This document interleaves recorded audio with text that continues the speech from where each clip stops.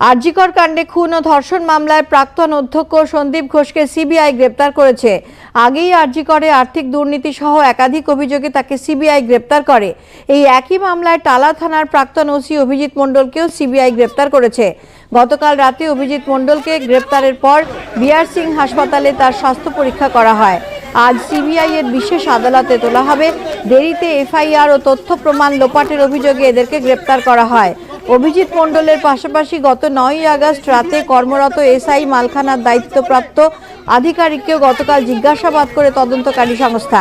প্রায় 7 ঘন্টা জেরার পর অভিজিৎ মণ্ডলকে গ্রেপ্তার করে সিবিআই।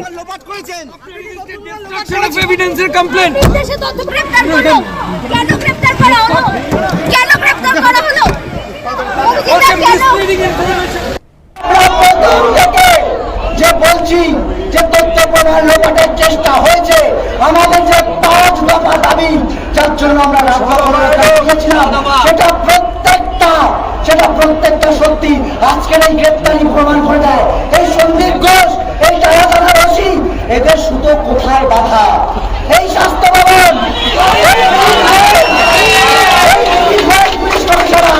তাদের যে পদত্যাগের দাবি, এই যে ডিএমই ডিএইচএস এর যে পদত্যাগের দাবি, প্রত্যেকটা যে ন্যায্য আজকে প্রমাণ হয়ে গেল। আবার করে আমরা বলে দিতে চাই, আজকে 35 দিন ধরে আমরা বিচারের জন্য রাস্তায় আছি। আরো 35 দিন আমরা বিচারহীন অবস্থা থেকে বিচার পাওয়ার জন্য রাস্তায় থাকতে পারি।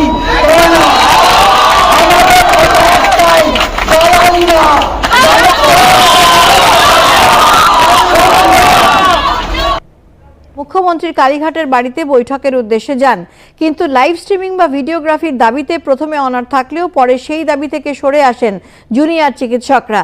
কিন্তু রাজ্য প্রশাসনের পক্ষ থেকে জানানো হয় প্রায় 3 ঘন্টা দেরি হয়, এই বৈঠক আর সম্ভব নয়।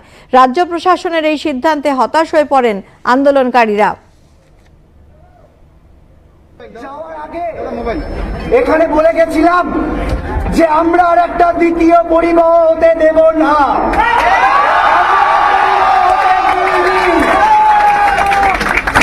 আমরা ওখানে গিয়েছিলাম বৃষ্টির মধ্যে, 3 থেকে 3.5 ঘন্টা ওয়েট করেছি। বারবার এসে বলা হয়েছে, আমরা এখানে যাওয়ার আগে কিন্তু বলে গেছিলাম যে আমাদের মেলে লেখা আছে, যে মেলটা আমরা পাঠ করে গেছিলাম যে আমরা 5 দফা দাবি নিয়ে আলোচনা করব এবং ট্রান্সপারেন্সি এবং স্বচ্ছভাবে আলোচনা করব। আমরা যাওয়ার আগে বলে গেছিলাম ওখানে গিয়ে আমরা আলোচনা করব যে স্বচ্ছতার মানে ওনাদের কাছে কি। আমরা গেছিলাম, আমরা প্রথমে গিয়ে লাইভ স্ট্রিমিং এর দাবি করেছিলাম। তারপর ওনারা বলেন যে এটা তো রেসিডেন্সিয়াল এলাকা, এখানে আমরা লাইভ স্ট্রিমিং করতে পারবো না। তারপর আমরা আলোচনা করে বলি ঠিক আছে, লাইভ স্ট্রিমিং না করতে পারুন। আমরা ভিডিওগ্রাফার নিয়ে গেছিলাম, আমরা আমাদের সাথে ভিডিওগ্রাফার বন্ধুকে নিয়ে গেছিলাম। 2 পক্ষ ভিডিওগ্রাফ করুক। কি বললেন? যে না, ভিডিওগ্রাফি করতে দেব না।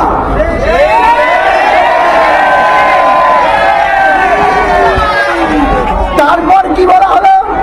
তারপর আমরা বললাম যে ঠিক আছে, আপনারা যে ভিডিও করছেন, আমরা কি করতে গেছিলাম? আমরা তো সদিচ্ছা দেখাতে গেছিলাম। ওনারা তো এটাই বলতে চাইছেন যে আমাদের নাকি সদিচ্ছা নেই, আমরা সদিচ্ছা দেখাতে গেছিলাম। তারপর আমরা বললাম ঠিক আছে, আমাদের ভিডিওগ্রাফারও দরকার নেই, আপনাদের যে ভিডিওগ্রাফার সেই ভিডিও করবে, আমাদের ভিডিওগ্রাফার বন্ধু সেটা পুরোটা দেখবে এবং সঙ্গে সঙ্গে ট্রান্সফার করবে। কি বললো? কি বলা হলো? বলা হলো সুপ্রিম কোর্টে যতদিন বিচার চলবে ততদিন অবধি নাকি ওই ভিডিও আমরা পেতে পারবো না। আমরা কি করে বুঝবো যে ভিডিও দেওয়া হবে সেটা এডিটেড নয়, টেম্পার্ড নয়? মুখ্যমন্ত্রী মমতা বন্দ্যোপাধ্যায় আন্দোলনকারীদের কাজে ফেরার অনুরোধ জানান তিনি। তাদের দাবিগুলি বিবেচনার প্রতিশ্রুতি দেন তিনি।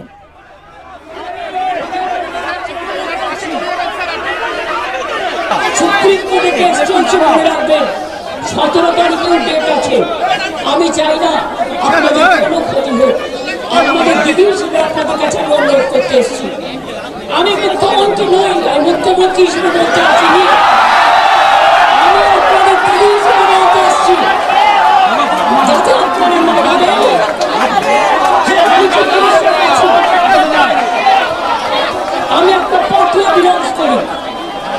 আপনাদের কাছে এসেছি যদি বলেন as a chief minister, as a elder sister এবং আপনাদের আন্দোলনের সমব্যথী এবং সমসাথী, তাহলে আপনাদের অনুরোধ করব আমার কথা শুনুন। আগেও আপনাদের সমস্যা আমি সমাধান করেছি এবং আমি করবার চেষ্টা করব। আমাকে একটু সময় দিন, ভালো থাকুন, সুস্থ থাকুন। প্রতিকূল আবহাওয়াকে মাথায় নিয়ে তারা এখনও আন্দোলন চালিয়ে যাচ্ছেন। তাদের দাবিতে অনড় তারা। এই দাবিগুলি না মেটা পর্যন্ত তাদের অবস্থান বিক্ষোভ চলবে। আজ বিকেল 4টায় এক মহামিছিলের ডাক দিয়েছেন জুনিয়র চিকিৎসকদের সংগঠন।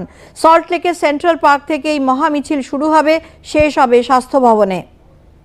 পরে মিছিল জেলা বিজেপি নেতৃত্ব ছাড়াও মিছিলে উপস্থিত ছিলেন পুরুলিয়ার সাংসদ তথা দলের রাজ্য সাধারণ সম্পাদক জ্যোতির্ময় সিং মাহাতো। এদিন মিছিলে নারী সুরক্ষা নিয়ে প্রশাসনের কঠোর সমালোচনা করা হয়।